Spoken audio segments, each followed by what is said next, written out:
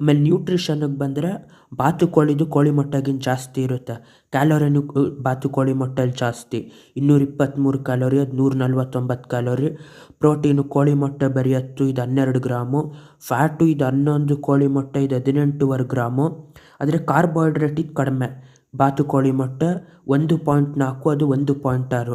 ಹಂಗಾಗಿ ತುಂಬ ಒಳ್ಳೆಯದು ಇದು ಆರೋಗ್ಯಕ್ಕೆ, ಬಾತುಕೋಳಿ ಮೊಟ್ಟೆ ಕೋಳಿ ಮೊಟ್ಟೆಗಿಂತ. ಕೊಲೆಸ್ಟ್ರಾಲ್ ಇದರಲ್ಲಿ ಜಾಸ್ತಿ ಇದ್ದರೂ ಬಾತುಕೋಳಿ ಮೊಟ್ಟೆಲಿ ಅದು ಗುಡ್ ಕೊಲೆಸ್ಟ್ರಾಲ್ ಆಗಿರುತ್ತೆ, ಬ್ಯಾಡ್ ಕೊಲೆಸ್ಟ್ರಾಲ್ ಅಲ್ಲ.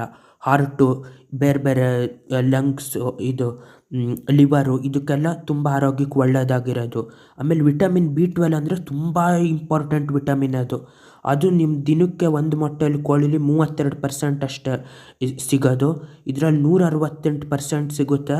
ಹಂಗಂದರೆ ವಿಟಮಿನ್ ನಮ್ಗೆ ಬೇಕಾಗಿರೋದಕ್ಕಿಂತ ಜಾಸ್ತಿ ಸಿಕ್ಕಿ ಯಾವ ವಿಟಮಿನ್ನು ನಮಗೆ ಕೊರತೆ ಬರೋಲ್ಲ ಬಾತುಕೋಳಿ ಮೊಟ್ಟೆಗಳು ತಿಂದರೆ.